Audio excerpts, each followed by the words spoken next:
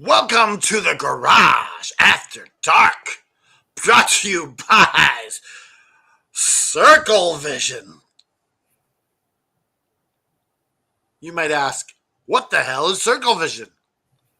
We will tell you more after this. We're clear for takeoff. That's all systems go. We need that AFW logo up. Stat. You're watching the AFW Network.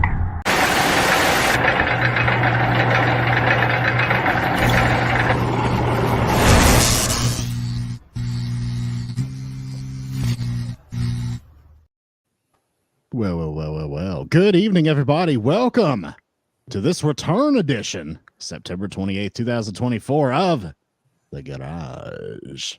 I am your host of the evening. You guys know who I am. Just call me Mr. Saturday Night here on the right here on the AFW Network. I am the effing expert, Mr. Isaacs. And I am, of course, the patron saint of professional wrestling. I am that gingered up, bubbly son of a bitch. I'm Canada effing dry. I'd like to give a shout out to the man with the worst takes in all of professional wrestling, Bad Take Kate. Worst takes. The worst takes ever. Verified. I mean, it's verified so much he has like the X blue check mark. That's how verified it is. And you guys know that if you've watched this program before, which I assume most of you who tune in have, but if you have not, we're a triangular formation. Quite literally on the screen at the moment. We're a triangle with some circles. But we've got the best threesome in the history of YouTube on Saturday nights. You are not going to find a better threesome discussing professional wrestling on Saturday evening on YouTube. I defy you, especially inside circles, because it just ain't going to happen. Go ahead and introduce yourself, fine sir. You guys know it's me. It's the EVP Joe, the EVP of everything that is all effing wrestling. Commissioner of our AFW Prediction League. Come join us. Come have some fun. And I said this, I think I said it last Sunday, where I think I made the joke of, hey, Garage coming back for season 2. Clearly, this is season 2. New look, new circles. Well, I deliver when I say something. So we were offered this service, Circle Vision, broadcast in 1080p. Look how clear it is. Yeah, like this is crystal clear. This is new technology. We have never. This isn't some compressed nonsense like we usually do. This is high quality stuff. Circle Vision. It's the new thing. It's you see people in squares in podcasts all the time. Yeah, it's very Brady Bunch-ish. It's passe. It really is. Squares are so yesterday. It's so 2022. Right, I mean, we've got to move on. So they said, do you want to try this? Do you want to be the first to break this into the world? And we said, Circle Vision for the Garage After Dark is perfect. Just like we're pioneering the 3-man booth on Saturday nights, we're pioneering Circle Vision. Stay tuned for our special late night crop circle edition of the Garage, where we discuss the aliens that visit Canada Dry in the middle of the night. Yeah, this is why we got Circle Vision. Now I was told by Molly that it's International Rabbit Day. Okay. So she sent a picture of her rabbit Kishu. Wait, what's the bunny's name? All right. Pardon me? What's the bunny's name? Kishu. Okay. Yes. Is there a meaning behind that? Do you know? I don't know. It's a afraid little bunny.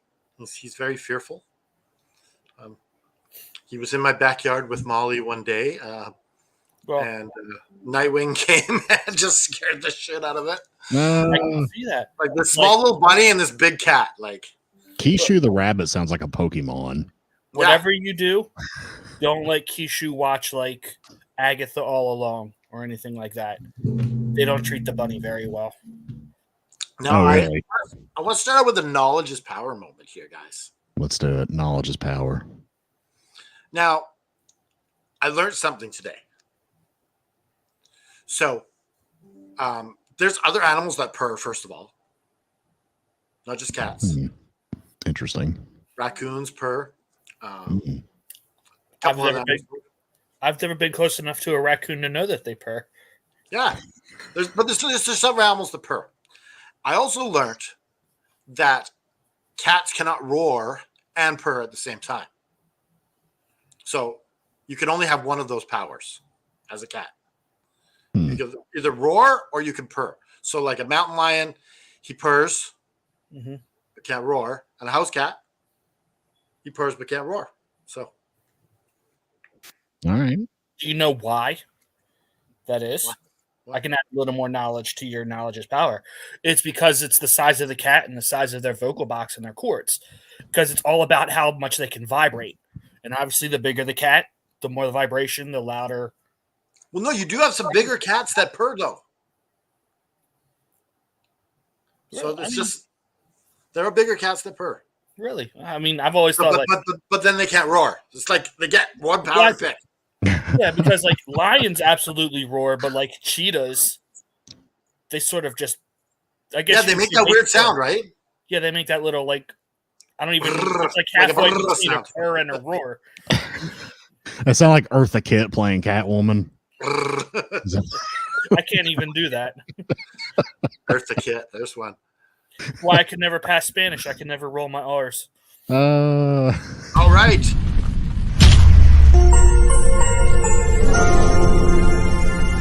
Knowledge is power. I got to make sure that my thumb is visible inside my circle. I got to get used to the parameters. Man podcast, I'm completely engulfed by that. Guys, I can't do this anymore. Okay. I'm sorry, guy. I'm sorry if it hurts the brand. But I can't do this circle vision crap no more. You're the boss. It is what it is. Are you guys okay with that? Set us back where we're going so we can move ahead. Boom. Now, do you guys like the rounded corners or the not rounded corners? I am not prefer the not rounded corners. Whatever tickles your Yes, or the Canada Dry. I think I like the sharp points better. Okay. Yeah. So that way, if JVP Joe doesn't care. if I needed to use the edges of my screen as a weapon, yeah, I could do it. If I'm having to use the edge of our and the small squares don't work, right? No, it's either big squares or nothing. Yeah, we're gonna go circular and have us stand out. Now, if they had the triangle one when we were doing the power of the triangle, that would be cool. That would be pretty cool. The pyramid, yes, the power of the pyramid. The power of the pyramid, yes, where we pretended we had a real product here that we were now we had duped a few people on this. I know. You almost committed fraud, my man. You came very short of taking a credit card number and actually people were going to send us money to buy this product. Yeah, that just says, unfortunately, the sad state of people that fall for scams all the time. Yeah, I get scam calls constantly, and they drive me crazy. And answer phone calls. Okay, let me ask you this question, guys. How many scam calls did you get this week? Probably 3. At least 2 to 3 a day. Yeah. Did you say 3 a day? I get some that say someone must have had my number before me who did some shady stuff. Yeah, I must have got like 10 this week. So I have had my phone number since I was in college. I got it in 2006, right? So I've had my phone number since 2006. I still get phone calls for this woman named Connie who had my phone number prior to 2006. Like businesses, debt collectors. I mean, she must still give my number out to everybody. And it's been it's 18 years. I gotta go. So with the state of our country, like my son who is 10, he has a cell phone, but he uses it mainly at home, and it's like to contact us if we're out or something. Yeah. But whoever had his number before, like just did craziness because like he gets all kinds of like USPS order things. The other day he got an invitation to a 50-year-old lady's birthday party. Hell, I had to Jesus. respond to go? like, Did he like go? sorry. So, yeah. But I was nice enough to respond and be like, this isn't reaching who you think it is, so you need to find another way to invite your friend to your birthday party. Yeah. Did you say birth? Birthday, birth. Yeah, that's how I say it. Birthday. It's my birthday. It's the worst days. We're drinking champagne when we're Thursdays. Oh, yeah. We're quoting Biggie Smalls. Yes. We're getting down here on Saturday night, Super guys. Nintendo, Sega Genesis. That's my favorite line. You got to When drop we said broke, we never thought of this. I love it when they call me Big Papa. Of the hills in the air, if he's a true player. Yeah, you got to throw that out there. Big E, he was one of the best. I enjoyed his music. I actually listened to Ready to Die yesterday while I was working. That's No crazy. joke. Yeah, no, I hadn't listened to Biggie in years. And I just randomly pulled up Ready to Die and listened to it yesterday. And then we mentioned Biggie a day later on the program. Right? So Freaking like, me out here, guys. like one of the radio stations that I listen to, like it's 93.7 and they do like 80s, 90s. Like they've really leaned in hard to like the old school 90s. Like they've been playing a lot of like Biggie and all those other guys. It just feels so weird to hear it on the radio again. Hell yeah.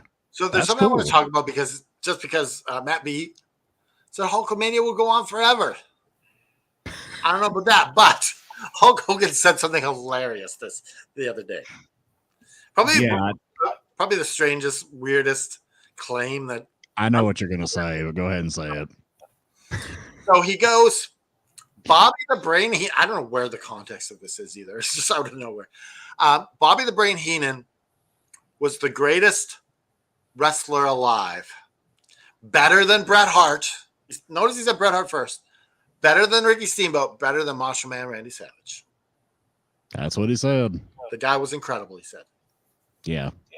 I'm surprised he said that at all because he's implying that he's better than himself. Well, We all know no sometimes generous to like Ric Flair. And Ric Flair, like that, Ric Flair's kind of an HBK. He's kind of generous to them. Yeah. I'm surprised he didn't throw out and I taught him how to wrestle, brother. He was just a manager, and he wanted to get in the ring with one of the boys and wanted to learn how to take some bumps, so I showed him, brother. Like, I don't doubt that Bobby the Brain Heenan was a good wrestler. I'm sure. Full disclosure, I've never seen him wrestle. I didn't know he actually wrestled. Yeah, he did. He was a had wrestler great for a number of career years as before he was a manager. Yeah. But, like, I'm sure he was great, but to say that he's better than Bret the Hitman Hart, that alone. It's kind of ridiculous. Yeah. But then Ricky Steamboat. But then you stack Ricky Steamboat and Macho Man on there, and just, like, it's just preposterous. I've seen pictures of Heenan, but I've never actually watched him wrestle. I know he wore the Andre the Giant singlet. Like, yes, I did. what I he do wore. remember him wrestling in. I don't know if you remember the big event. Hmm. It was a outdoor arena event in Canada, in Ontario somewhere. Okay. And I think it was. I think Bobby teamed against the Islanders or something like that. I don't know. But, yeah. Okay. So there's a comment that's been distracting me here. Which one? Matt B says, I want to eat a possum. My eyes keep gravitating towards that. And I'm like, we've got to address this because, like, that's so random. He just decides he just wants to eat a possum out of nowhere. I mean, I've eaten a lot of animals, never possum. Now, Matt, I got to know, like, is this kind of like a Beverly Hillbillies type thing? Do you carry around like a slop bucket on the back of your vehicle? And then if you hit a possum, because they always freeze up, they play possum and you hit them with your car. And then, like, you get out, you shovel them up, put them in your slop bucket, take it home and cook it. Now, is that what you do with a possum? I mean, you don't go to the supermarket and buy a possum, right? I think it's weird that he wants to eat a possum. it's just so He's a random. critter. He's just a critter. Yeah. I want to eat a There's possum. better critters out there to eat. Yeah, for sure. Okay, I want to let's talk a little bit about I guess the first match, but there's other things we could talk about later on as we go. But Sure. I guess we've got to get into the first match and all that kind of stuff. We are 15 minutes in, so I guess it would be I was going to mention something else, but we can save that for later. it would be appropriate, I suppose, to at least address match number 1. I mean, to be fair, we could talk more about other stuff because I didn't think much about this show. Hey, Hey, Gene it's Joe's wife. wife. It is Welcome. my favorite normie. Yeah. She's your favorite normie? Do you know Well, the story we- behind that, I Mr. don't know Isaac? how we have I do we not. have this chemistry, but through Joe Mhm. that we call each other normies. Okay. Okay. No, there's It's a weird. story It's behind weird. it. It's weird to have something with someone that you've never actually seen. Right. we're normie, like we're normie buddies, but we've never seen each other. Normie buddies. Okay. Now let's be clear here. We're nerds talking about wrestling on the internet on Saturday night. We're far from being normies. All right. And it has Okay, to so do with let my me daytime job.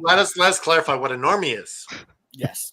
It is someone who is I guess in the alcoholic drug world, Okay. recovering drug In the alcoholic recovery world. and rehab world. Yes, in that Hmm. world, someone like myself and his wife are called normies. Oh, It's okay. because they've never had the addiction.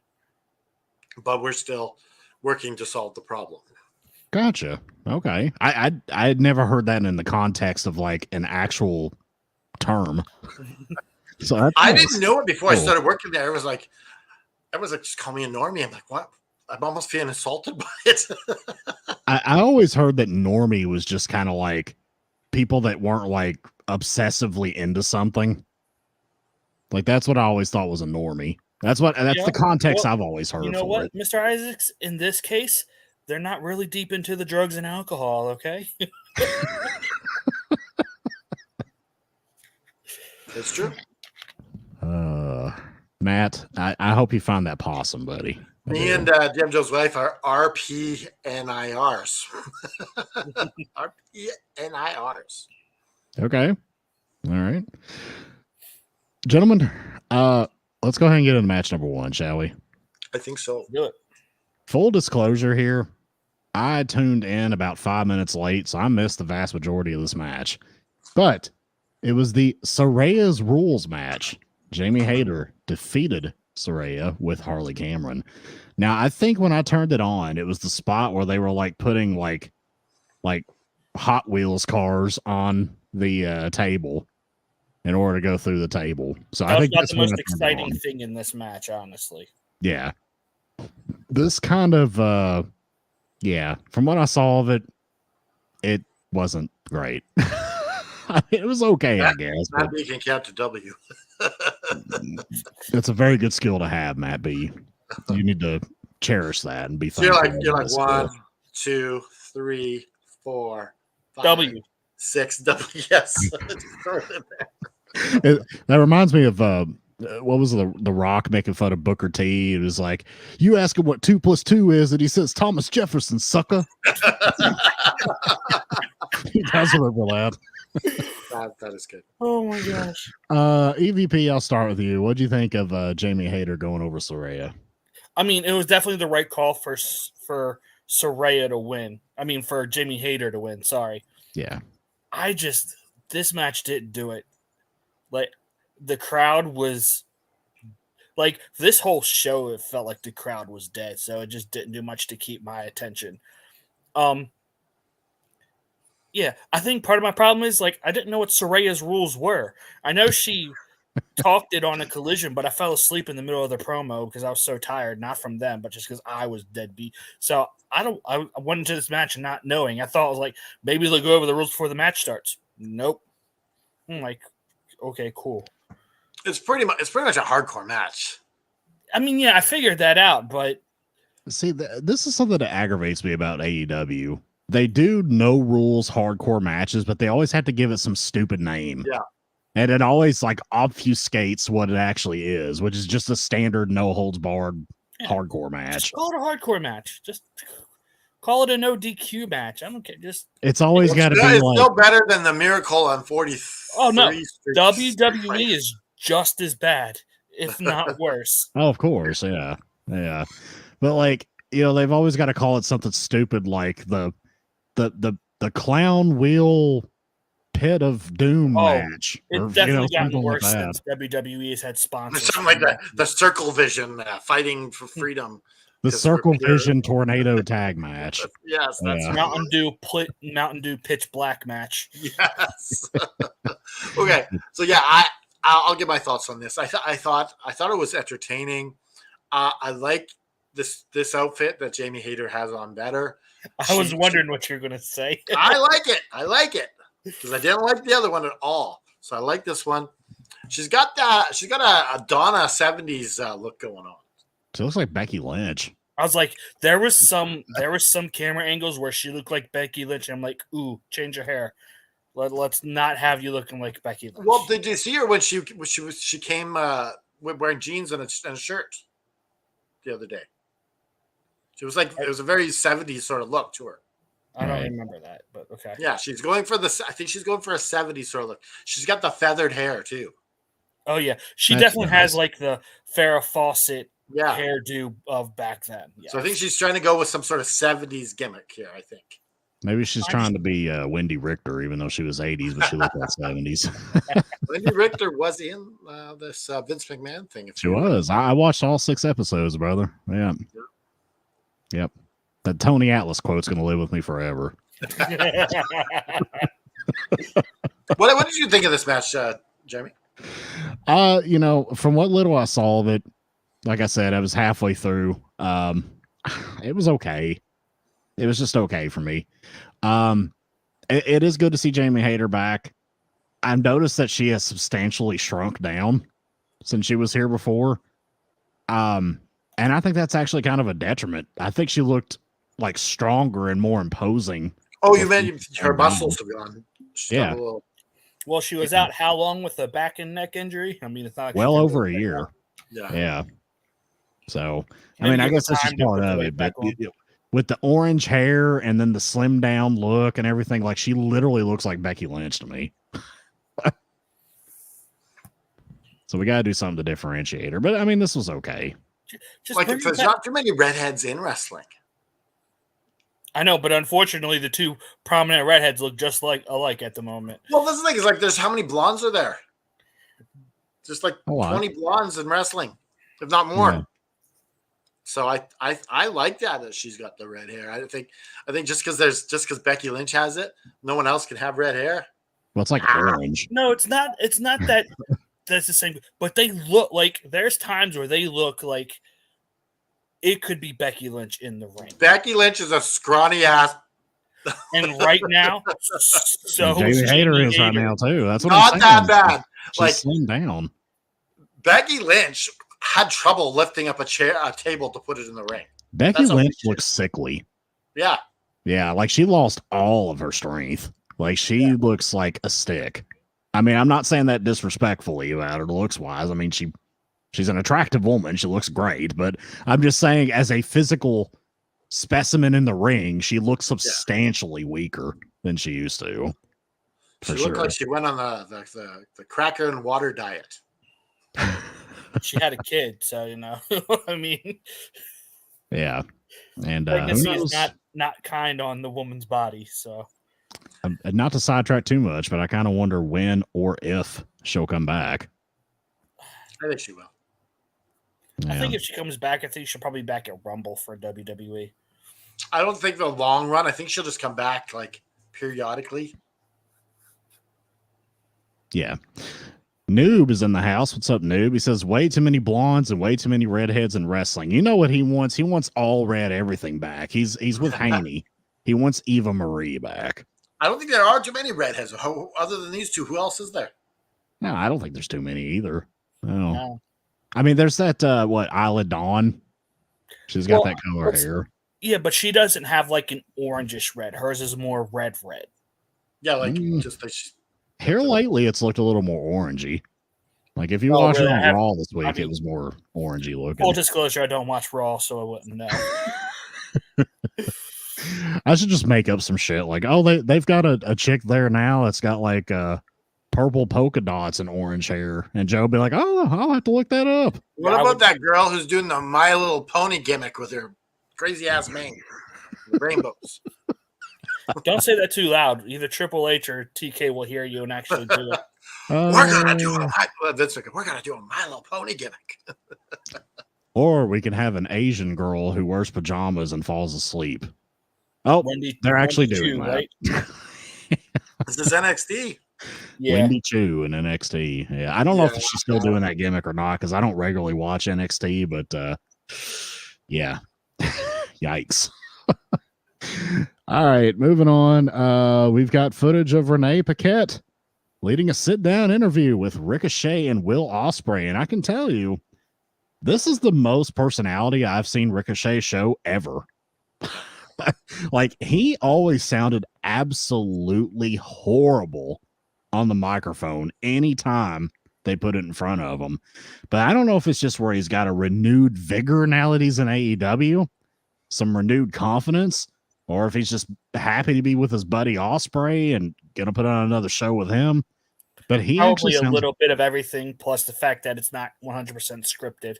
yeah, he sounds really confident now, and like he came across convincing. And this is a nice little promo. I do love the contrast of the dressed up to the nines Ricochet, and then you got Ospreay in a t-shirt and sweats with the belt. Of course, Ricochet's got to do his Black Panther cosplay. What is it with wrestlers nowadays? They all have to be cosplaying something. Like, what is with that? When we were kids, nobody cosplayed anything like that. I don't know. It kind of takes away from their own character. Yeah, that kind of aggravates me. Like, I don't care much for that. But But everybody does it. I did like the time he was Nightwing. Yeah. I mean, it's like everybody has to be something. Or Sammy Guevara and Brian Cage both cosplaying Wolverine in the same fucking match. Back it all in. Who was? that was Sammy Guevara and Brian Cage both Brian came Cage out was- in Wolverine attire Yeah, because in he's the the Wolverine. match. Yeah. Well, Brian Cage always does the Wolverine gear. Yeah. Always. This Because isn't he's the something new. Wolverine, right? Isn't that what Yeah, he calls I himself? want Brian Cage to come in that He-Man outfit from his TV movie or his fan-made movie. Oh, I haven't I can seen see that yet. that. So. Yeah, they did a fan-made movie with Brian Cage as He-Man. That's cool. He definitely fits that role. yeah, for sure, for sure. EVP, what'd you think of the sit down here with Ricochet and Ospreay? I liked it. Like I'm sure everyone will be mad because sit down interviews and what's the word I'm looking for? Video packages don't build feuds, apparently, according to Eric Bischoff. Did you see that? Like, No, I didn't see did you that. see that tweet? Yeah. Someone was complaining that they didn't know the story between Danielson and I'm drawing such a blank. Who did he face Wednesday Moxley? night? No, not Moxley. Oh, Nigel McGuinness. Nigel Okay. McGuinness. Yeah. They're like, video packages don't, and he retweeted it saying video packages aren't stories. I'm like, dude, you have no room to talk about anything. Look at the way you ran your show. Oh yeah, Can't F and dry It's with the interesting. win. it's interesting that Eric Bischoff is saying not do stories like me. He's saying do stories like WWE, Yeah. not like how I did it. Because I obviously shit the bed. Do it like them. That's pretty much what he's saying. WWE is like 50% video packages anymore. That's all they do. Hey, I'm not agreeing with him. I just think that's his point. Is I think what he's getting at is that Nigel McGuinness and Bryan Danielson's previous interactions were all prior to AEW. I think is kind of what the point that he's making. But they built that up all year with hints and everything. Yeah, like it's not like Just through Nigel doing commentary. Yeah. Yeah. I mean, I get it. I'm just not just that. thinking that's probably what his perspective is. I know you guys are still going to trash it. That's cool. But I'm just saying that's probably what his perspective is. But get back to the Ricochet thing. I think that one of the main reasons is he got in trouble for body slamming Drew McIntyre. Did you see my comment on that post that you made? I did, but what did you say? Basically, I said what they just told Ricochet is like, you don't get over. Just make Drew look good is basically right. I mean, I think that makes sense. You know, I mean, it's just different philosophies. Like in WWE, they're a little more restricted in what they can do. In AEW, it's just a free for all. Everyone can do. But it doesn't destroy Drew McIntyre at all. Just as he got body slammed. It doesn't. But when you see a little guy pick him up and slam him, it does make him look weaker, though. I mean, it's not really though. Yeah, it does. That's just basic psychology. I mean, I know in AEW everybody slams everybody; it's totally fine. But I don't think that matters as long as it's not Rey Mysterio slamming the Giant. The biggest moment in WrestleMania history is Hogan slamming Andre, who's and Hogan was a monster himself, though. Like Ricochet is not Hogan. No, but Ricochet's not that small. He's not big either, though. No, but he's benching 200 pounds in real life. Well, yeah. Lots of little guys can bench 200 pounds. That's right. So slamming Drew McIntyre isn't a big deal. Okay, I get it, guys. AEW wrestling psychology is better. I get it. Let's move on. I'm not saying that. I'm not saying that. It's just like I said this before. WWE. I hate the way WWE does things because if they haven't pre-picked you to get over, you're not allowed to get over. Yeah, that is true. I get what you're saying, Jeremy, but it's just like. It limits performers too. Well, yeah. I mean, I understand that, but I think you got to have some, of both, right? Some logical psychology in how you book a match. And like like I told you, I hate everything about Rey Mysterio. Yeah, because he's so small that nothing is believable. But see, Rey is good at psychology, though. Like Rey wouldn't go out. He wouldn't go out and scoop slam somebody. He'll drop kick their knee and take their leg out, and then he'll drop kick them in the side of the face. Like Rey is excellent at small man psychology. He's probably the greatest cruiserweight wrestler of all time, honestly, because he knows how to work that style. So I'm okay with the way Rey Mysterio works like that. Now I don't want to see him beat, the Big Show, which he did. And that's what I mean. Like that should never happen. At the same time.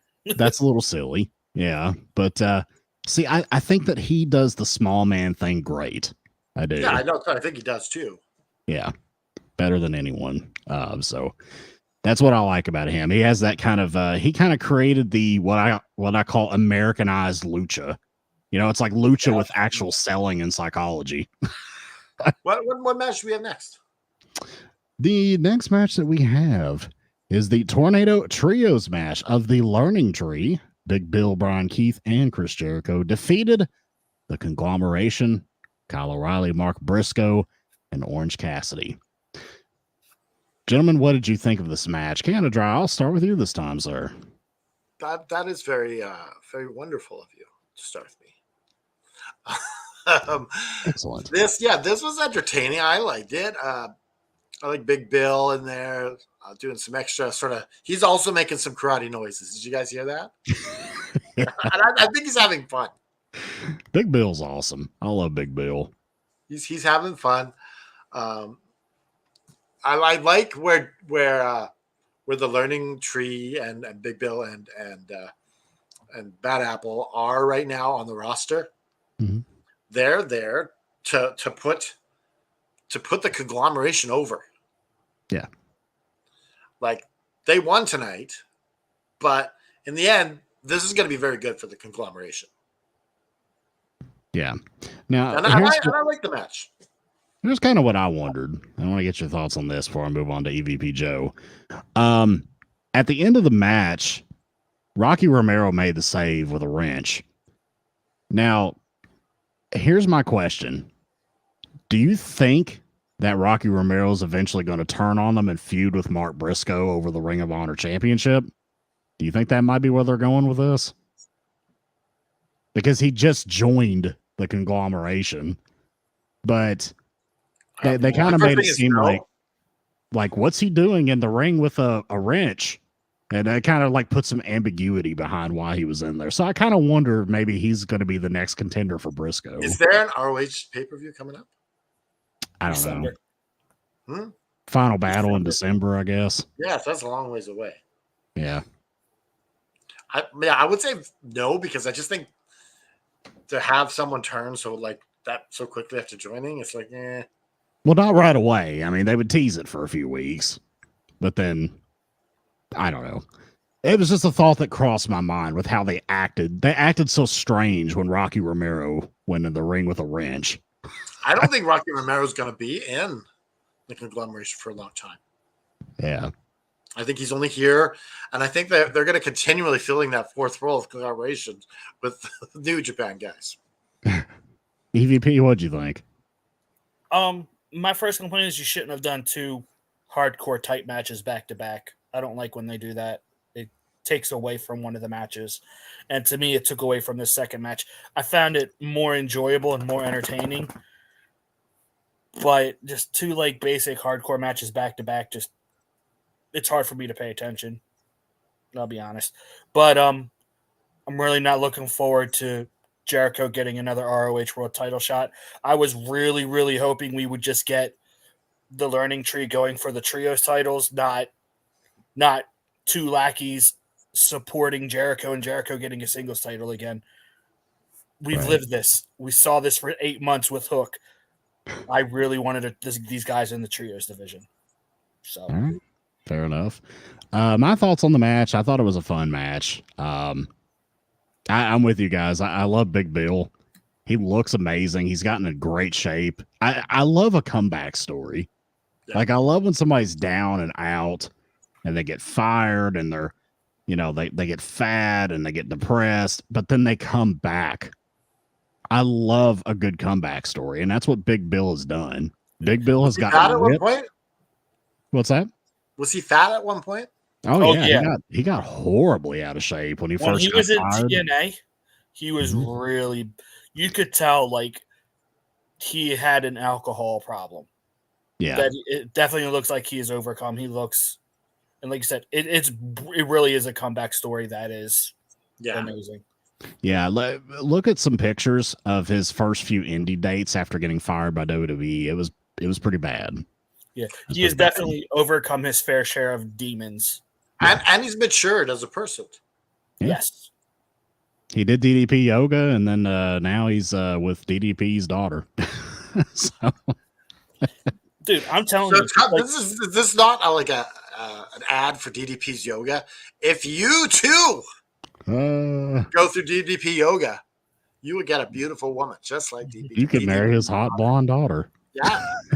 Dude, I'm telling you, like, DDP yoga is the thing to do. Like, every wrestler who does it has just had an amazing comeback. Oh, yeah. Yeah, Dustin Rhodes did it. I think Chris Jericho was into it for a while. Like, anybody that's, like, kind of older that needed to rehab their bone structure, they went to DDP and did his yoga program. And there's some extremely overweight people, not just wrestlers, that he's helped get down to this. Like, he's helped so many people that were just, like, ready to die, and now they're living a regular life. Yep. And it's crossed over, too. He's helping a lot of, like fighters now, too. Wow. Yeah. I'm pretty sure there's a jiu-jitsu school here in Kentucky that also teaches a DDP yoga class. I mean, to be fair, like, I think having Diamond Dallas Page associated with yoga takes the stigma of, oh, it's for girls only. Because for the longest time, yoga was very much just a hot girl thing. Yeah. Why does this feel like we're an infomercial right now? Well, I mean, DDP is yoga.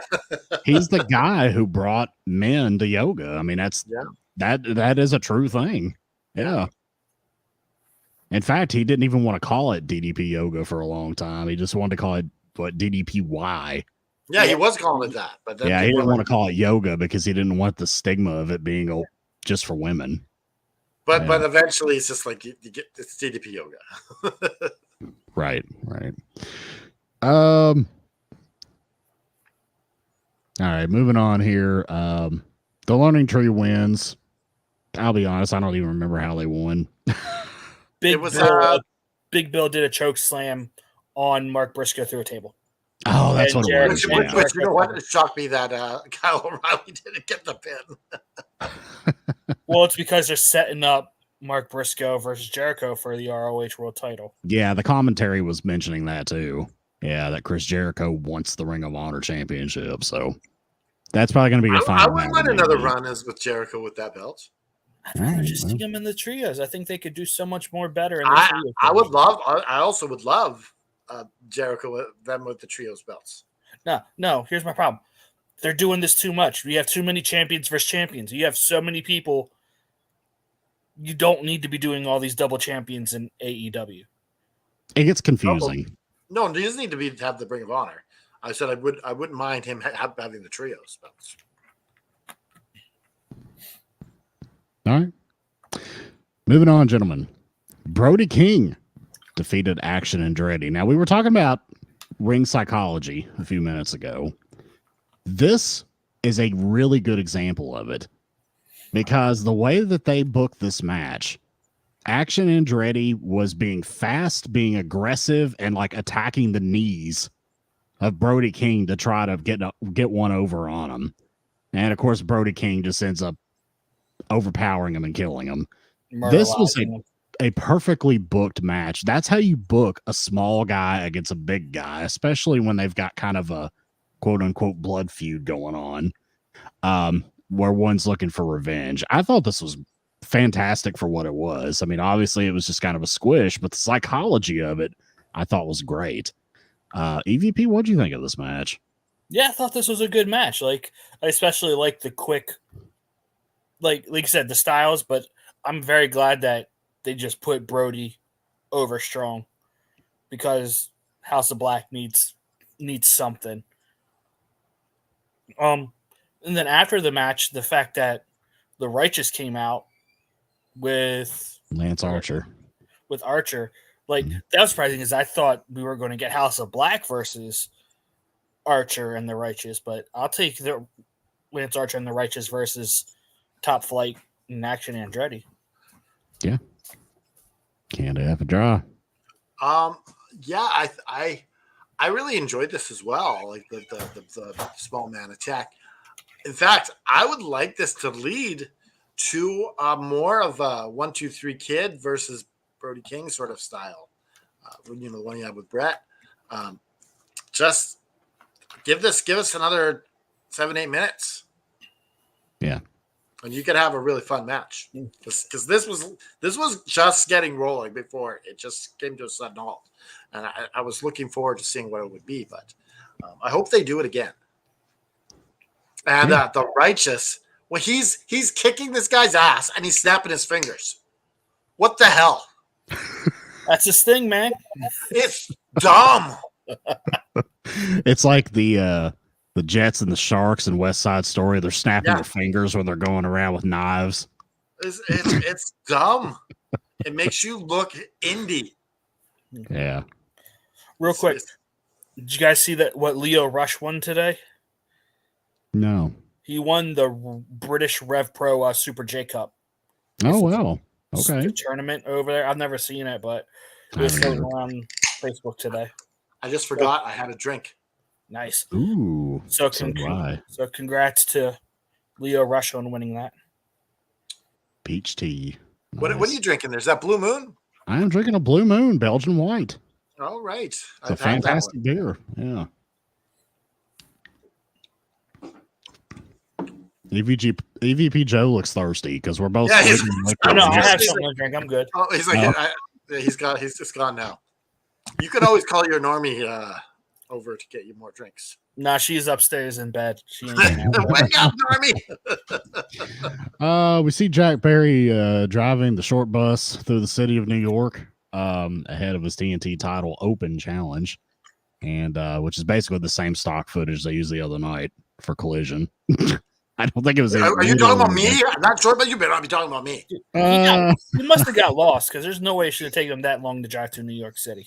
Yeah, he got lost. He drove over that same bridge like 3 nights ago with the same exact footage. So you know what would be funny?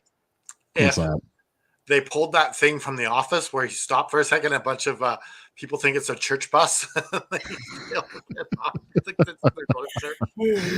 Well, this was a mystery opponent AEW TNT title match. Jack Perry defeated Minoru Suzuki in this was a decent little match. Anytime I see Minoru Suzuki, I mean, has the guy ever won a match in AEW ever? Yes, some tag not matches. singles matches. There's usually tag or trios. I was going to say singles matches. The guy has never won a single time in AEW. So anytime you see him, you know he's losing. But it's always fun to see him. I mean, Murder Grandpa is just, you get a warm, fuzzy feeling inside when you see Murder Grandpa. Sure right? do. I didn't like the count out victory.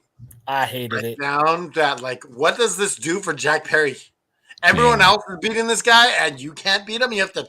Everyone else is beating him, Right? and you can't get him, but without a count out. Yeah, the ending was a little screwy. You know, I thought the match itself was okay. The ending was a little screwy. I mean, it was. Maybe he said, "I don't want to be pinned by this guy." Don't have him in the match. Yeah. Although I think he gets pinned by like 100-pound girls over in Japan. So Yeah, Yeah. I can't see him saying that. He's pretty professional. yeah. Like, didn't he win like some kind of like the princess championship or some shit like that? Yes, he did. She's still awake, so you might be able to get a drink. Just keeping her eyes on you, Joe. Yeah. Yep, I know. Don't get out of line. Dude. Never do. I'm good. No, this guy's an angel. No, we're the ones that get out of line here, not Joe. Oh, Joe's straight laced. Joe, you know what Joe does? Yeah. He grabs us by the balls Oh, and sets us straight. I mean, that's the threesome we do on Saturday nights, guys. This is It part gets of a the little act. kinky sometimes, but That's why I'm on the bottom. Easy access. He's definitely a bottom. Oh, Oh man, that is funny. Well, Your anyways. wife says your legs ain't broke. yeah, I told you she wouldn't get me a drink. Don't tell me. Well, okay. Here's the deal. You need to replace him on the show while he gets the drink there. Then, right? That's only fair. She won't come on. I've tried to get her to come on. She won't do it. Yeah, we would love, even if it's not. You can come on audio. You don't have to show your face. Look, there's been plenty of times like where we're doing a podcast and she's sitting right next to me on the couch. And if I even threaten to turn the laptop to face her, she runs. She's like, nope, not doing it. She said, oh no. She goes, oh no. I'll get the drink. That's how badly she doesn't want to be on. That's when she brings the drink to you, and then you just like reach over and grab the arm. And you're like, "Oh, thank you, honey." Pull her in, Pull her on give the her a kiss. camera. You know, in my luck, she'd pour the drink all over me. No. Oh, that would be amazing TV. That'd be a hell of a moment. We could clip that, put it on the channel. It would live in infamy. So I haven't told you guys. There's some news coming to AFW. Oh, boy. Network. Okay. Not only we have a new show coming on Fridays, the effing comic book store. Mm-hmm. But I have got my South Indian friend. His name is Clem. Mm-hmm.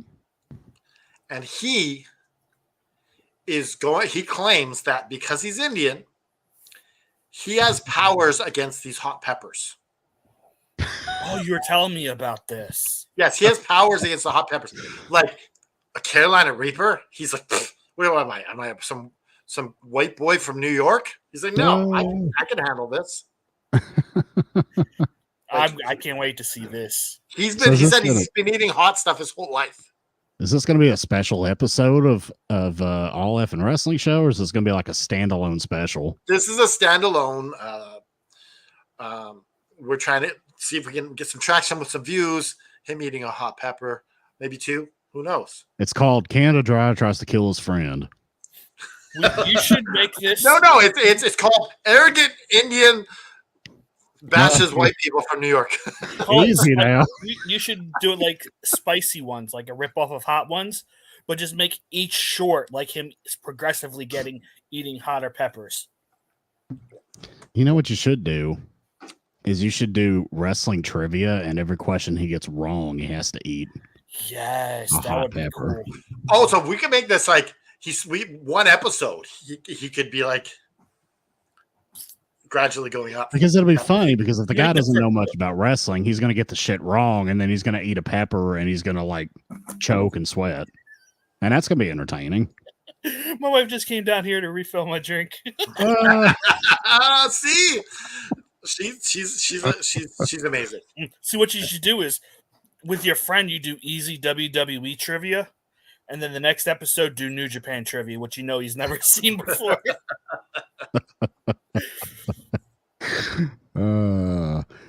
Anyways, just to end this particular match, Perry started giving some very, very weak punches to Minoru Suzuki's earlobe at the end of the match. I guess this was his attempt at a beatdown. It looked like shit.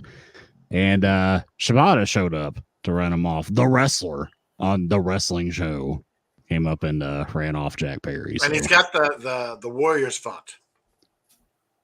Got the Warrior spot. Sorry, the Warrior font. You know, The Warrior font. Yeah. Yeah, you know the movie The Warrior. Yeah. He's the wrestler.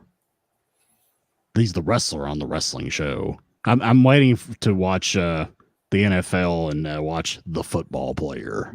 Well, I think that the wrestler gimmick could take off, but someone with charisma and not good on the mic, could probably pull it off. But like someone who doesn't talk, Yeah. I don't think That's a proper as gimmick. much as I hated how this match ended, I really am looking forward to Jack Perry versus Shibata, because Shibata is going to be able to help him get that much better in the ring, because Shibata is an amazing wrestler. For sure. So, Yeah. Shibata. Next up, we got the AEW World Trios title match. Claudio with Pac and Wheeler Yuta defeating Commander and Private Party. And this was interesting because, obviously they've got this dynamic with Wheeler Yuta where he doesn't really want to be part of them anymore, but he is part of them, which is kind of strange. Like, it's kind of intriguing, but it's kind of strange at the same time. But obviously, the BCC or whatever they're called now gets the victory here. Wheeler Yuta wins by cattle mutilation, the Bryan Danielson move, and looks very, very brutal. Like, for some reason, he wants to kill poor Mark Quinn, taking out his frustration on him, and refuses to raise arms and embrace Pac and Claudio afterwards. So I thought this was a pretty good match, and I thought this was a pretty good storytelling mechanism. I'm curious to see where they're going with this, whether this is going to eventually lead to Yuta staying with them, or if Yuta's going to end up turning on him at some point. Kind of interesting here. Canada F and Dry, what'd you think?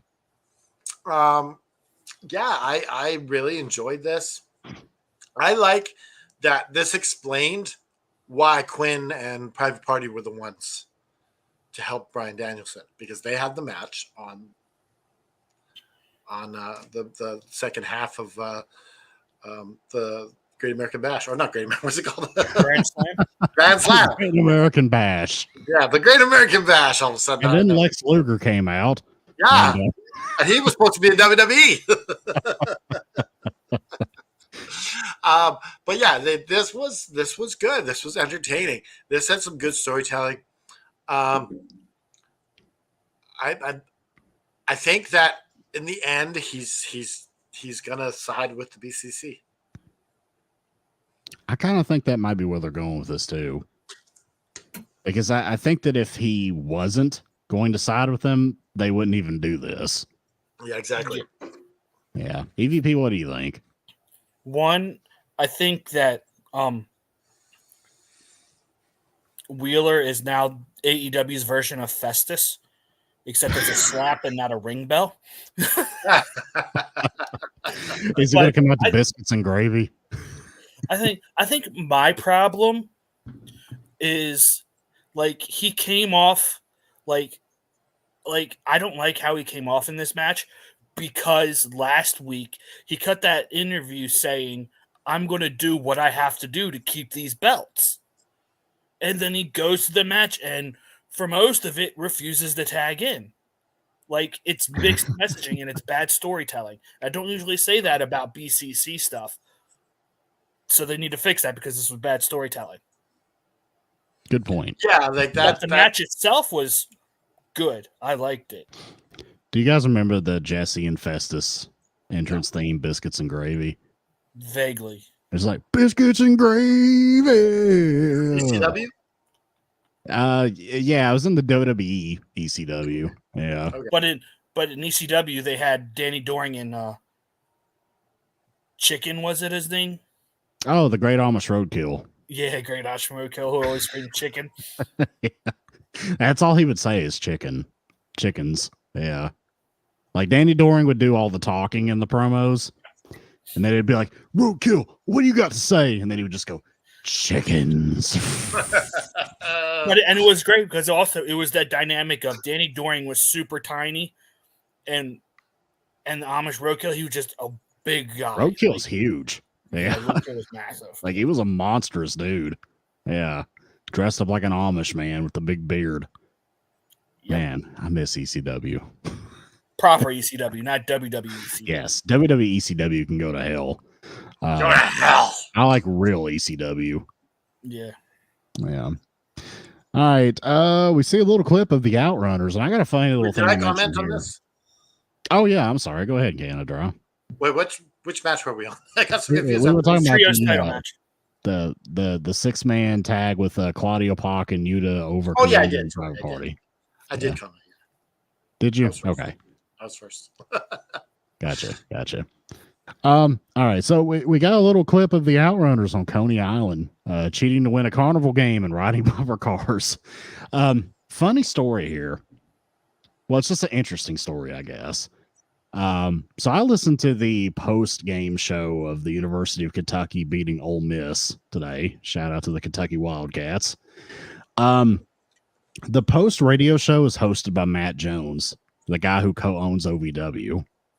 Right. He's the Kentucky sports radio guy. Like he does all the pregame and postgame radio shows for the University of Kentucky. Because that's his primary job. He's a radio guy, he's a sportscaster here. He shouted out the Outrunners. Like I don't remember how they came up in the context of a phone call, but he's like, we got a couple of these guys, and they came from OVW, the Outrunners. They're like, pushing 40 years old, and they're getting their chance now in AEW. So we're proud of them, and we're very happy to see them, go on and get a chance here. I thought that was cool. Yeah. But I figured I'd make mention of that. I thought that was fascinating. But yeah, they were OVW guys. That's why the crowd popped so huge for them a couple weeks ago in Lexington. You know what? I guarantee Chris Jericho's behind this. That's reminding me of the Thrill Seekers promos. Yeah, I can see that. It totally reminded me of what that Thrill Seekers thing. Yeah, the Thrill Seekers from Smoky Mountain.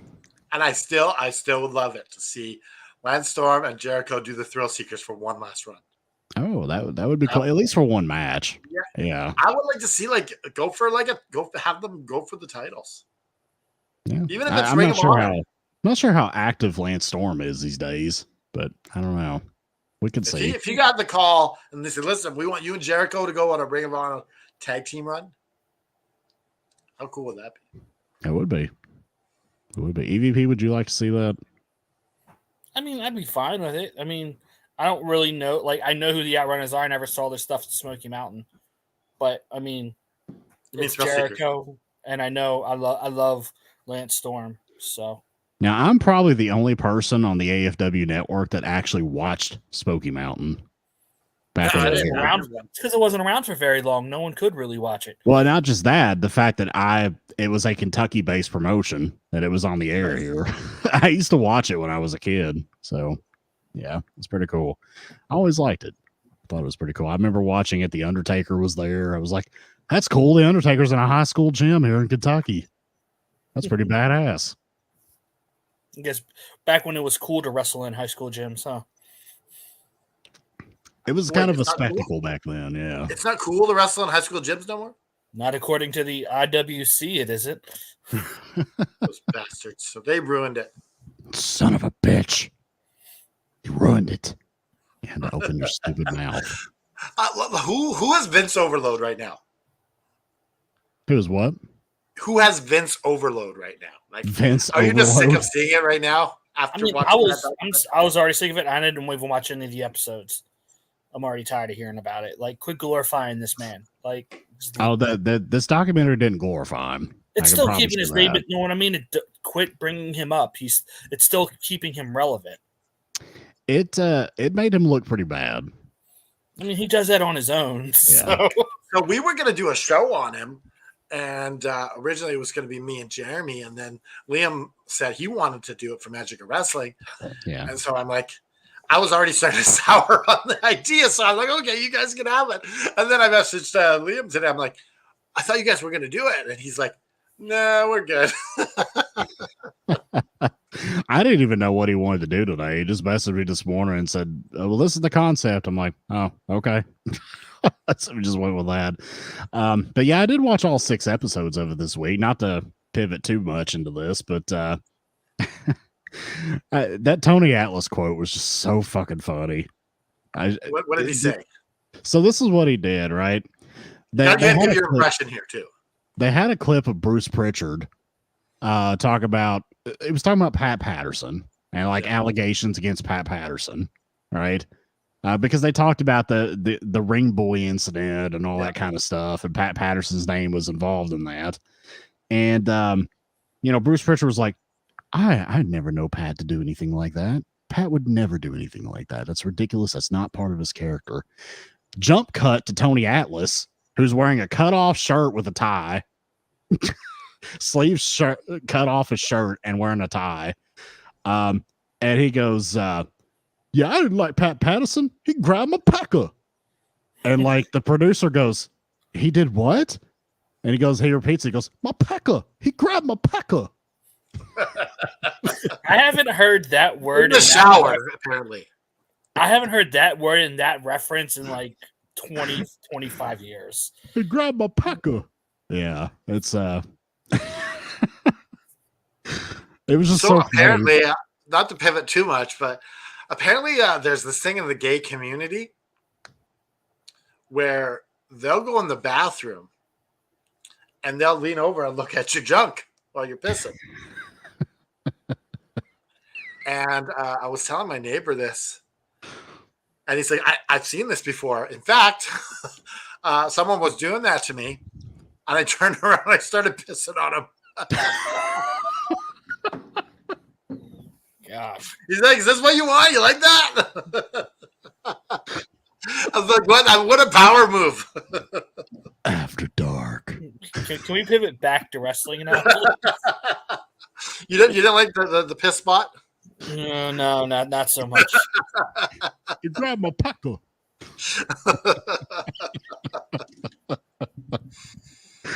My neighbor will get a kick that I mentioned his spot. The one thing that's going to live with me in infamy from that whole 6-hour documentary is Tony Atlas. He grabbed my pecker. Yeah, that's going to live with me forever. It is. Okay.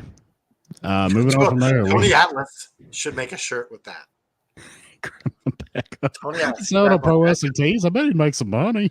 Oh, He would. I'd buy that shirt.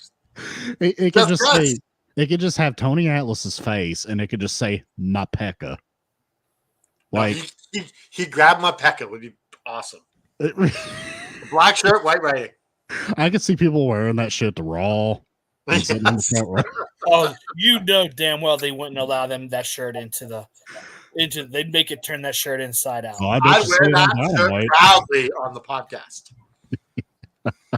I wonder what Max Caster would have to say about that T-shirt. Screw that guy. What's this from? Oh, this is our podcast. Oh, fuck that shit. Max Caster, fucking douche. All right, moving on. We got the oh god, the Observer has this listed as 3-way lucha libre match. So after what we just talked about, I was like, Anyways, we got Hologram defeating the Beast Mordos, the Fresh Maker, and Duelistico. I mean, this was okay. It was kind of your standard clusterfuck lucha match. It was all right for what it was, a showcase. The first half of the match wasn't good, but then it picked up and it got real good. Yeah, I like these guys. I do. I think Mordos is awesome. I think Hologram's really good. Duelistico's all right. I think Drew Listico is underrated. Yeah, he's all right. He's all right. But this was a really good match, and what happened afterwards is way more worth talking about.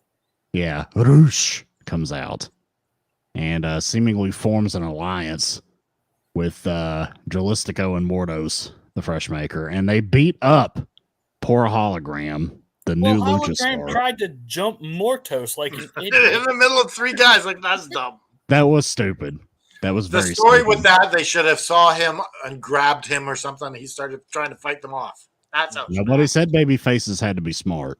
Okay, this is true. This one clearly didn't. I love him, but look at Sting. He trusted Ric Flair way too much. Ric Flair, you're my friend. I know you got my back. Oh, and then 5 minutes later, right up. You know why that happened? Legs, buddy. You know why that happened? Because Hulk Hogan talked to Ric Flair before the match. He said, "Not tonight, brother. He doesn't have a tan." Something like that. Yeah. You didn't push him because he didn't have a damn tan. What the fuck's wrong with you, Eric? You dumb bastard. But basically, I guess this is the new LFI. Yes. Yeah. They said that it was. La Faction Ignoble. And this LFI makes more sense. Los Faction Ingobernables. Yeah. Yeah. I don't do that. I don't like that they had a white guy in it last time. Yeah, they had that. Preston Vance wasn't Preston quite Vance. Yeah. The guy that the only thing that was interesting about him was that he wore a mask and he was Brody Jr.'s favorite wrestler, so they had to take the mask off of him and make him completely. It worked when he was part of that faction, though. Not really. Well, just because that's what everyone was in Dark Order. They're all just kind of scraps. Let's be honest. The Dark Order should have ended like 4 years ago. The Dark Order should have been done after Brody. Yeah. Yep. Because it didn't work after Brody. Yeah, it just doesn't make any sense. And you've got Evil Uno running around. I guess is he doing some kind of like Mankind tribute now with the shirt and the tie? Or is there some Ring of Honor story to that nobody knows about because nobody watches it? I don't know why. I mean, there has to be something like that. But I digress. I think he's the leader. He's now the leader. And as the leader, I think he has to wear a suit and tie like Brody. Okay. I suppose that makes sense. Yeah, but that's what I figured. He's been the de facto leader for years. It was a while that since because they said we had no leader, and then now he's the official leader. They should just disband Dark Order and just let Johnny Hungy be like a low-level baby face that just everybody loves to cheer. Yeah. I think the fact that the Dark Order and they still have a connection to Brody Lee is the only thing that's keeping them in jobs. I think so too. Evil Uno does a lot of stuff behind the scenes. Yeah, but keeping it on TV jobs. I mean, he plays video games and puts AEW in his bio. That's what if Matt Menard can still have an on-screen job, so can Johnny Hungy. Okay. Hey, Menard does commentary. And he's good at it. I like his commentary. He's good when he's not screaming at the top of his lungs. All right. I think I completely missed this part, but it says Chris Statlander was backstage with Lexi Dare. Oh, she didn't say anything. She's frustrated that everyone's talking about the loser of the street fight at All Out. Statlander says that she wouldn't feel sorry for herself and would call her shot when she saw it. Okay. Everyone's talking about the loser because Willow's actually doing something on TV. You're just it's not her fault. It's not her fault. They're not using it till now. So now we got the MXM collection, guys. This is where these guys are dope. I like these guys. I had such high hopes for this segment. They came out, they mocked Max Caster for calling himself the best wrestler alive, which is definitely a fair criticism because Max Caster sucks ass. And they had like these models come out with like popsicle sticks of their faces over each model, and one of them was in the ring, and he was chiseled, way more chiseled than your typical AEW wrestler. So I pretty much knew right offhand this is 60-year-old Billy Gunn, who looks infinitely more like a badass than almost anybody else in AEW. That body is amazing. It's like he's got $1 million body and a 10-cent face at this point. Yeah. The guy's literally 60. Like, that's just crazy to think about. But of course, it's Billy Gunn, and they get into a schmoz, and they beat him down, and all the models get in the ring, and they get into a scuffle, and the Acclaim come out, and blah, blah, blah, blah, blah. That's the end of the segment. So, did you guys enjoy this? This was brutal. This was brutal. I had such high hopes for this. The jacket that they made was absolutely horrid. Like, I hated the models coming out with all the faces. Like, come on, like, it didn't do it.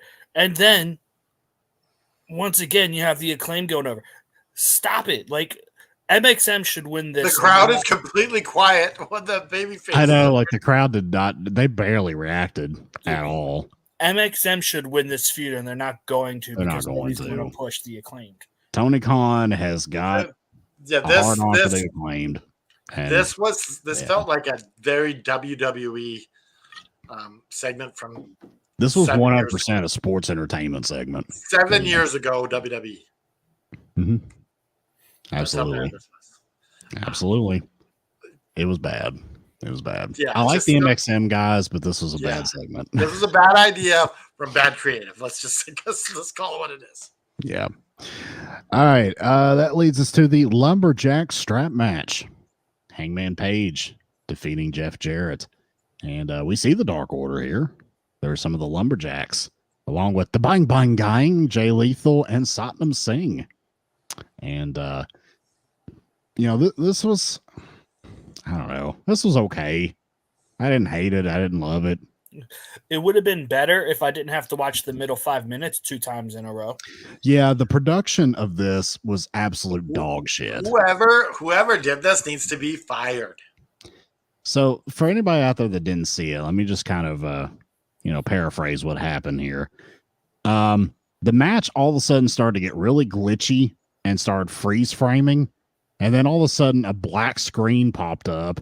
And then the words AEW Collision and a bunch of numbers were underneath of it.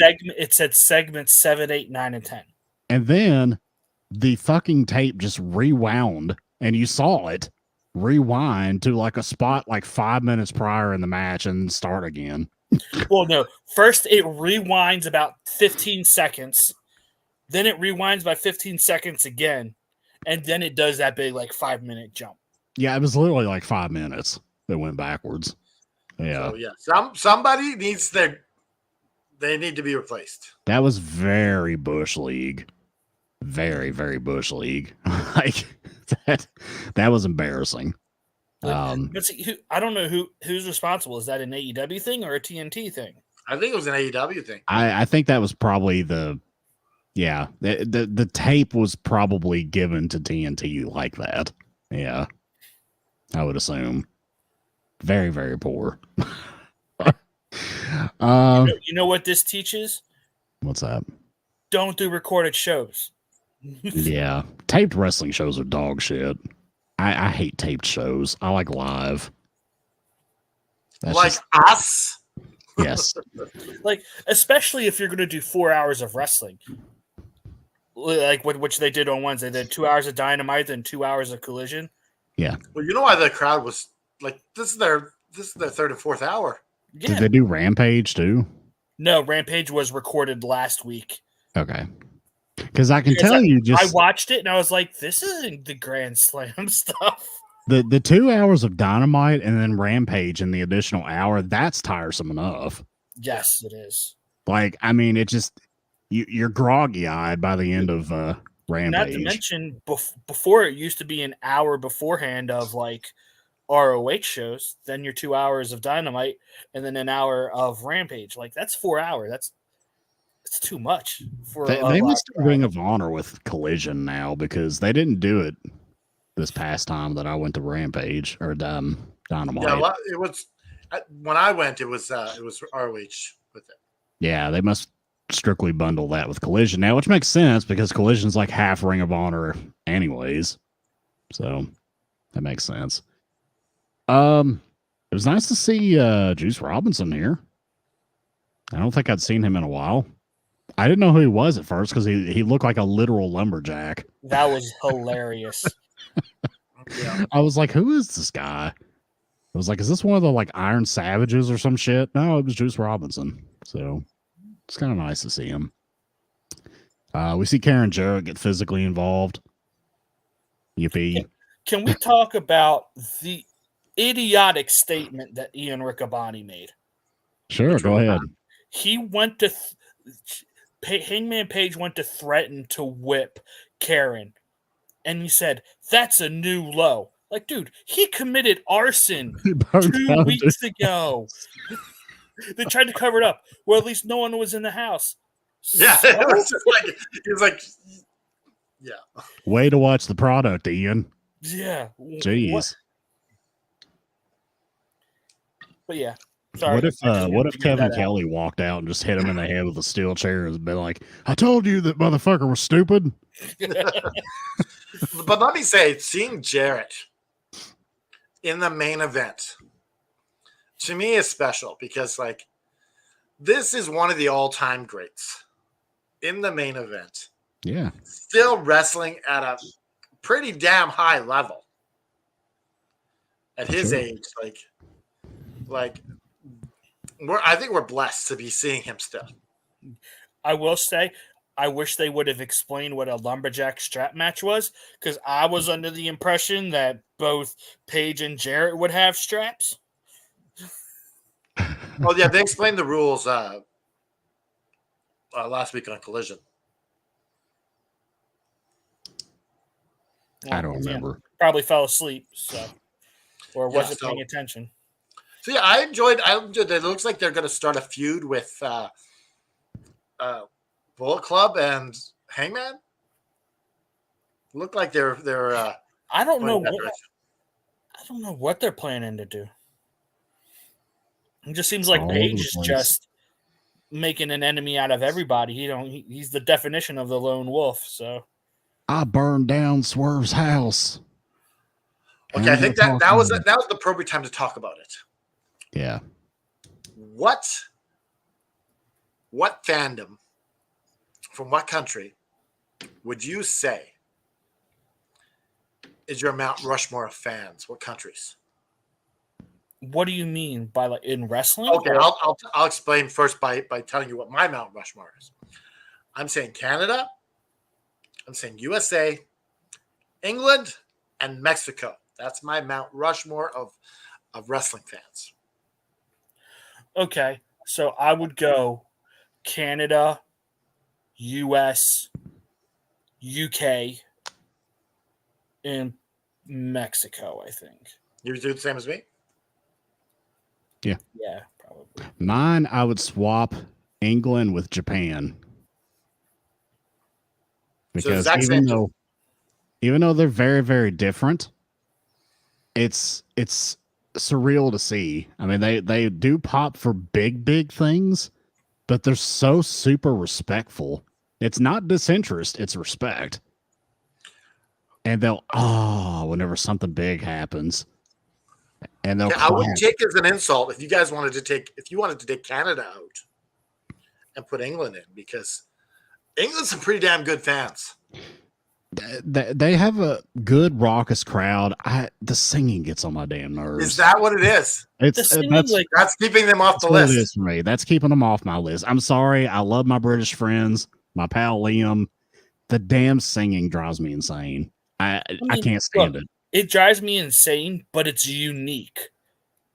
Because nowhere else in the world do you get sustained singing at wrestling events. It's fucking annoying. But see, It has like the nothing way to do you with what's feel like, going on in the ring. but that's why I don't put Japanese fans on, because like for me, part of watching the show is there being noise and the fans, and Japan is just too quiet for me. I love it though. It's like so focused. Like you're focused on what's going on. You're not like just singing fucking kumbaya songs or some shit. You know? So the reason I asked this question was because this is pretty much a failed topic for a podcast, because it doesn't hold any longevity of discussion. But Right. it is a nice little mini topic. It's not an hour conversation. It's like a Yeah. 5-minute filler piece. Yeah, Yes. Sometimes your ideas, that's what they are, and you can use them for that. absolutely. I think it's an interesting discussion for sure. But I guess part of the reason why I love the Japanese crowds is because, you know, aside from pro wrestling, I was always a big mixed martial arts guy too. And I would watch the old Pride Fighting Championships, and it was just so surreal watching these guys fight. And people are watching it like they're in a movie theater. Like they're not being raucous. They're being so respectful of the fighters. And it's just, I just always thought that was so surreal to see. What did you like better, Mr. Isaacs? Pride or K1? Pride or K1? Yeah. I like Pride better. Yeah. Okay, so I want to ask you guys, kind of along the same discussion. What do you guys think of the Canadian fans? I think Canada always has some hot crowds. I mean, they're basically kind of like our crowds, but they're just hot because they don't get a lot of big shows a lot. But when you all do get a big show, it's a raucous crowd. And I love I love how they factored into the Bret Hart, Shawn Michaels feud back in the day. So yeah, I think Canadian fans hold a special place. They hold a spot on my Mount Rushmore because I've always thought Canadian crowds were dope. I always liked them. What do you think, EVP? Yeah, I mean, once again, like I think when it comes down to it, like the crowds that don't get the major promotions are always going to be great because they don't get that outlet to like show how big of a fan they are very normally. Like you said, like Vancouver. When's the last time you had a major wrestling event in Vancouver before AEW? And before that $5,000 WWE thing. Yeah. And Mexican crowds are awesome because like they're like, you know, playing like trumpets and shit in the crowd. I just think that's cool. I like that. Their crowd matches the match energy. It does. Yeah. And what about those Puerto Ricans? Like those guys were rocking that place. Yeah. Oh yeah. They would try to like fight the wrestlers and everything. Even still, I think to this day, I think they still do that in Puerto Rico, from my understanding. It's still real to them, damn it. Yeah, but that WWE show last year. Yeah. I mean, once again, it's because Puerto Rico never had a show before, so they got to show out. Yeah. I think the U.S. fans are kind of getting lazy. I think it's just it's complacency is what it is. Yeah, that's what I'm saying. Like, we can go to Raw, we can go to Smack, we can go to AEW, we can, It's desensitization. Yeah. Yeah. So the American fan is getting kind of overloaded on quality wrestling shows. But man, the American, like the NWA Southern wrestling crowds of the 80s. Ooh, man. That was some wild shit. Man, I remember hearing stories from Dusty Rhodes about like how the Four Horsemen would need extra security because people would literally try to stab them as they were leaving shows. Yeah. They would try to help the babyface literally by trying to like stab or sometimes shoot the heel. Yeah. Oh yeah. It's when kayfabe was alive, baby. They tried to shoot Bobby the Brain Heenan. Yeah. In the AWA, I think. Mm-hmm. I'm pretty sure somebody like brought a gun and tried to shoot Cornette too, or the Midnight Express or something. As much as everybody loves kayfabe, it's probably good that it's dead. Oh geez, especially now. Oh. With like technology, you'd have people like plotting against the heels. It's like, oh god. Yeah. I wish that it kayfabe would be a little bit more alive. Just a little bit. It doesn't need to be completely alive. Kayfabe here's the can be thing. if you just completely disconnect from social media. You can have kayfabe and just like know it's a show, but still just kind of go along with it. But everybody now has to be the smartest fan in the room, you know. But even the wrestlers, they're only doing it during the show now. Yeah. Except MJF. Yeah. Yeah. MJF does it on podcasts for sure. Yeah. He does it at meet and That's greets. why he's so over, because he stays in. He still someone does the kayfabe. Because when you just act like a regular person, like you kind of kill the mystique of it. Yeah. You know, like you have to leave that ambiguity of, does this guy really act this way? Like that makes people think. The psychology of that makes people take you more seriously because they know that you're playing a character, but they don't see any other dimensions of you as a person. So they think of you strictly in terms of that character because they have nothing else to base that on. And when you give them something else to base that on, it kind of diminishes the character work at that point. Right? So Joe, you agree with our that? last match? Yep. Good. Yeah, I agree. All right. Moving on. We've got the guys. I know we love our title eliminator matches. We love that. We've got an AEW Continental Title eliminator match. The Rainmaker Kazuchika Okada defeating Sammy Guevara. Now, I love Okada. I was not excited to see him wrestle Sammy Guevara in the main event. Not at all. There are much better people they could have put against the great Okada here, but I will say I hate how they booked this match because I hate that of all the people Okada has wrestled, the person he had the hardest time with is Sammy Guevara. Yeah. Sammy Guevara. I'm not a big fan of Sammy Guevara. I'm sorry. I mean, he's athletic. He can do the big spots. I think he's kind of a pain in the ass behind the scenes. I don't think his psychology is really that good. He's got a very punchable face. Just not a huge fan. Man bun that he has. The man bun. I just want to it doesn't lend to his baby face. Just cut it off. Get a box cutter and just slice it off. You know what I would do? What's I that? would book Brutus Beefcake on AEW Raw. AEW Raw. Have him come in and cut the hair. It would be AEW Raw, old school Raw with the saxophone music and everything. If we're just and all of a sudden they're bringing in some of these old school legends, and he comes in and cuts his hair. Perfect. With the giant ass shears. Yeah. You got to wonder: is Sammy Guevara running out of time in AEW? I don't think so, because I think once again, Sammy Guevara is one of TK's favorites. I think it's evident because TK had Sammy Guevara come to that wrestling match before the Jaguars game the other week. And wasn't he one of the blind. pillars? Wasn't he one of the four pillars in that match a while? Yeah, but he's not blind though. He saw what this match was. Yeah. TK's not gonna keep giving him rope. Give him rope. I don't know. Is he? I don't think he will. Yeah. I think eventually. I feel like everything that Sammy Guevara has done, that man should be at the end of his rope already.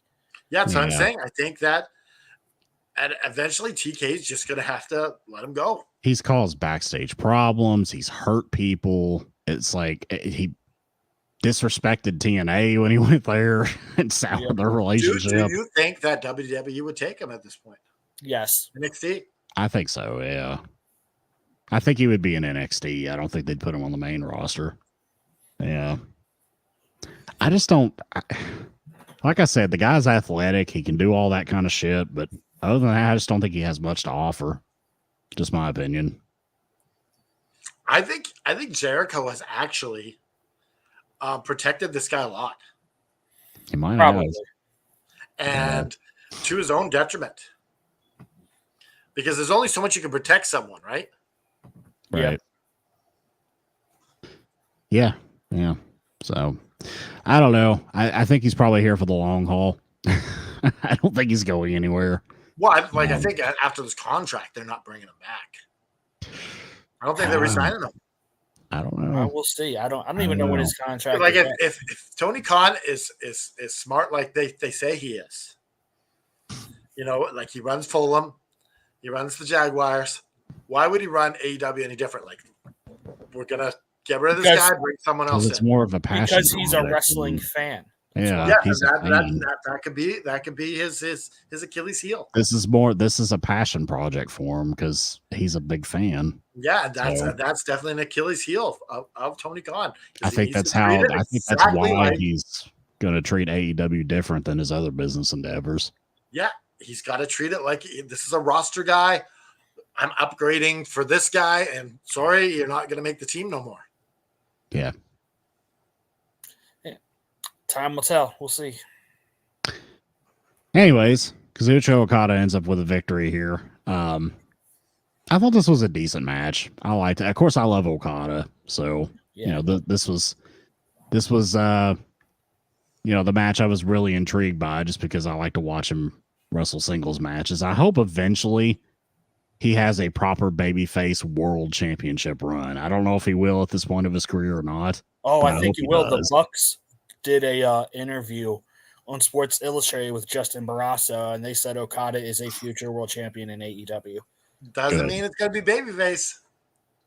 Yeah, I think it should be as a babyface. So. I think the crowd will just push him babyface because he's Okada. Yeah, what I think about this Okada guy is that he's going to be so over as a heel that eventually you'll have no choice but to turn him into a babyface.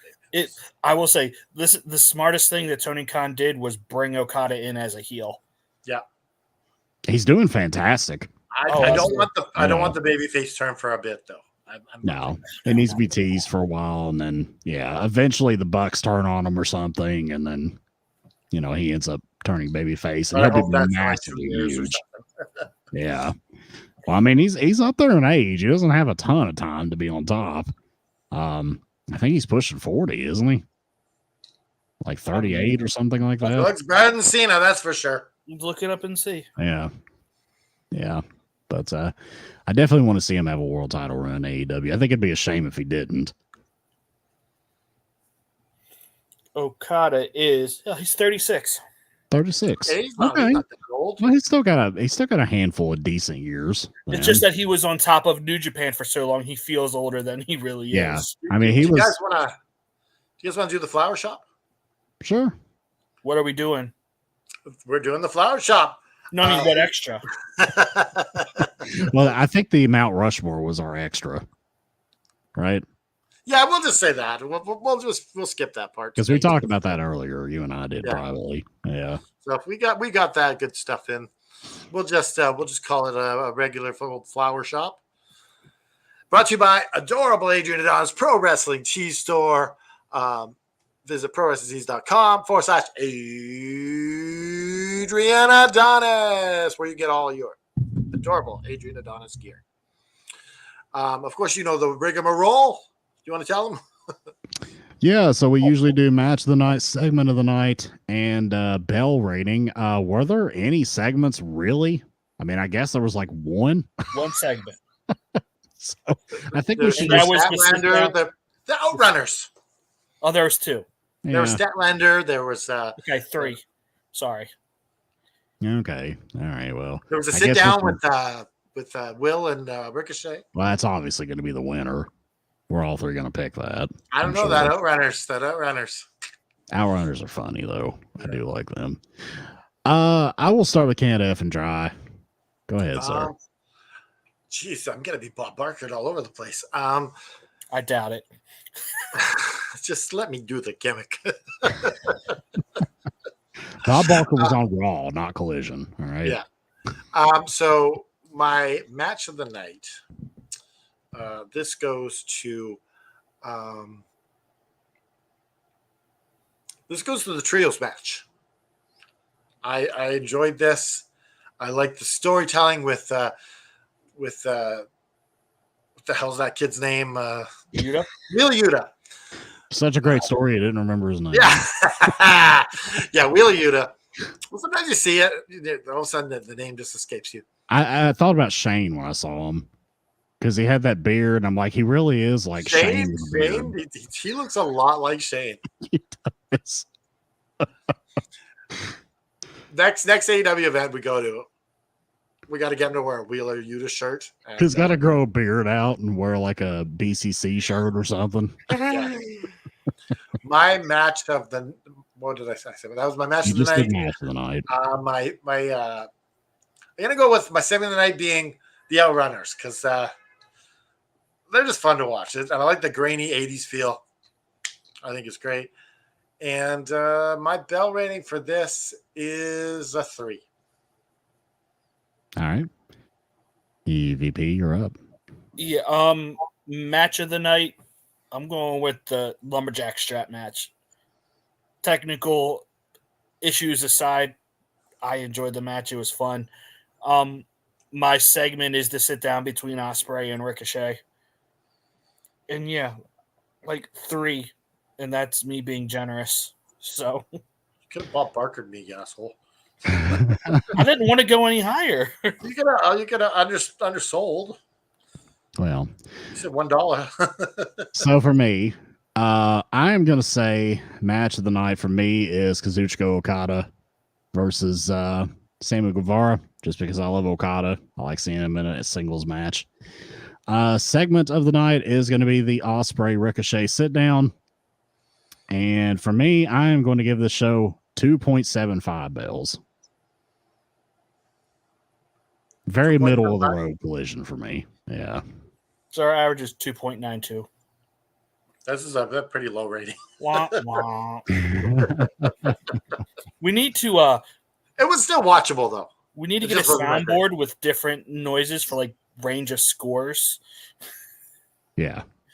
So like when like a 2.9 should get a sad one. Like when we hit like a 4 or above, have an exciting one. I'm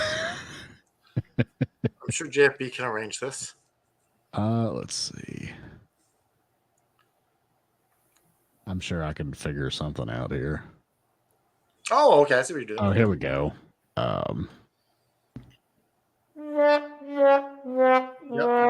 Which is a really good segue for our show tomorrow. Go ahead. Oh god. This show tomorrow is either the greatest thing There's or going to be a lot of. the worst thing Yeah. in the world. Get the laugh track playing. I did one immediately after you. Oh, I was like, I thought I hit something. It just made it seem like a Stop the really, stupid laugh track. really annoyingly long laugh track. Oh. So yeah, tomorrow's show is we're doing the kayfabe dating game.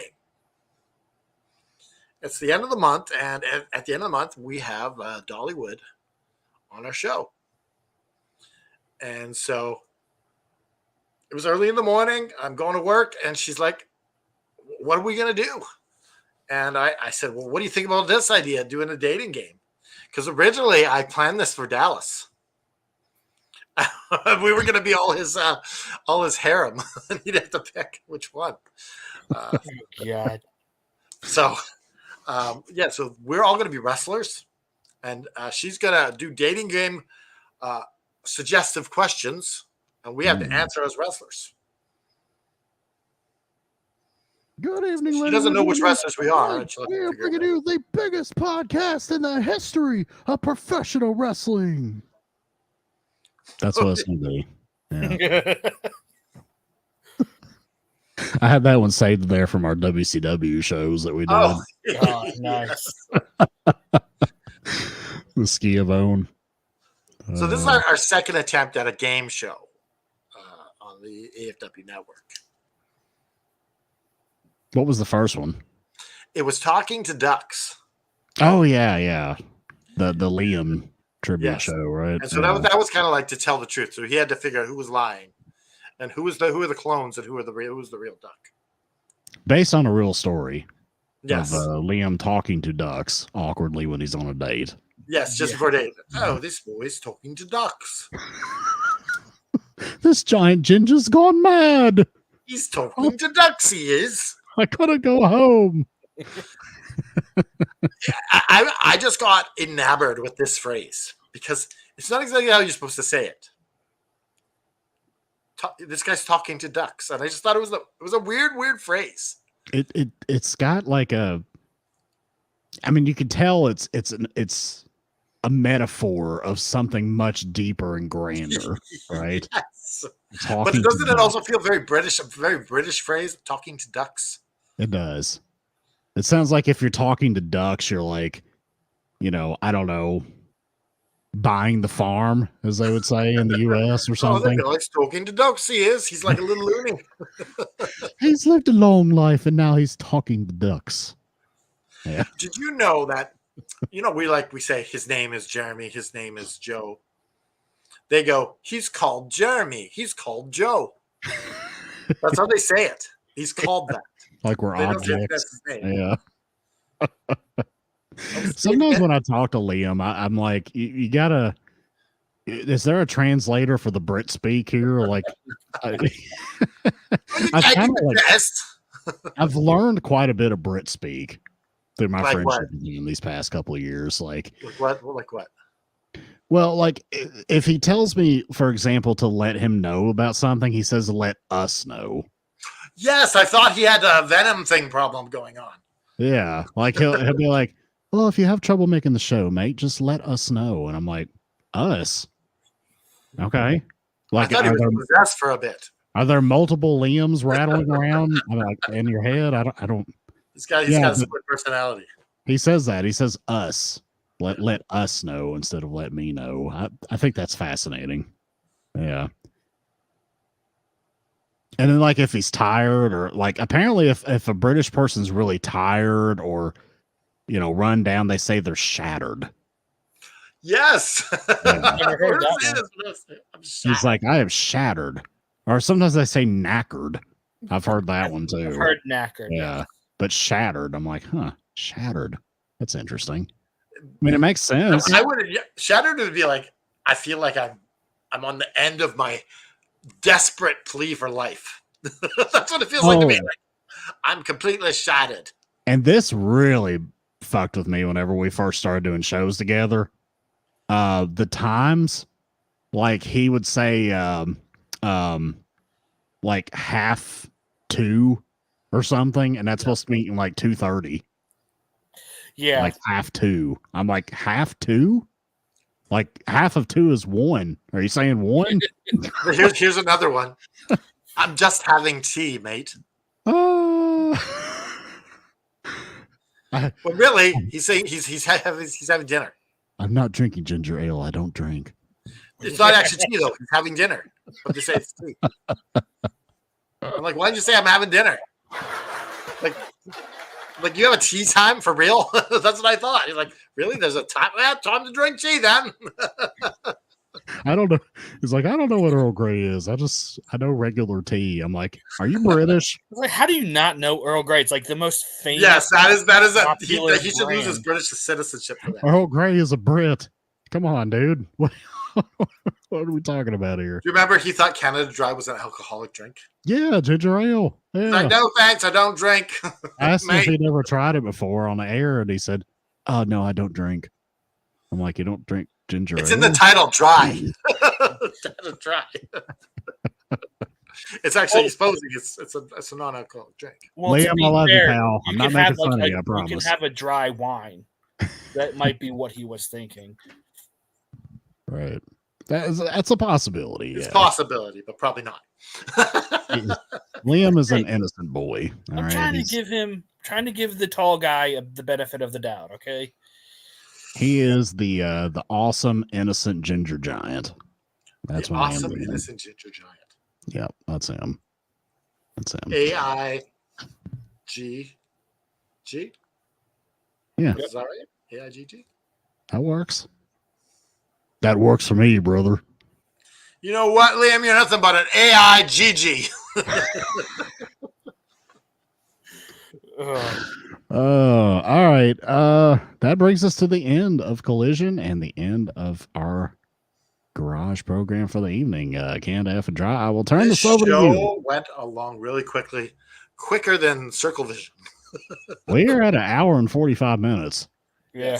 So this is one of our longer episodes, I believe. But then again, we haven't talked for a few weeks, so Yeah. So Yeah. we It's kind been of like had some 3 catching weeks up since to we do, talked. right? Yeah. At least us three. Does anybody have anything you want to say in closing about anything? I think just the keep fighting speech. I was looking for the outro so I can just hit it right away after I say it. Sure. So, and I'd rather say it now than where the hell is this outro right after? So, Like you do every other week. Just keep Yeah, so- fighting to find the outro. Right? yeah. So, so raise your fist in the air or wave around like you just don't care. Put the devil in a sharpshooter and just keep fighting. Now, where the hell's this outro?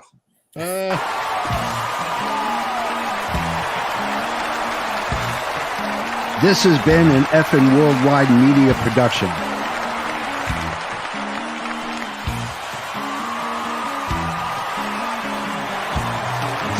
You can find us on all social media platforms like Facebook, Twitter, and others. Head over to our YouTube channel at youtube.com/effing wrestling. And while you're there, click like and subscribe. Want some swag? Head to our store at prowrestlingtees.com/effing wrestling. You can find all these links and much more at our awesome website, effingwrestling.com. As the JFB always says, you can book it.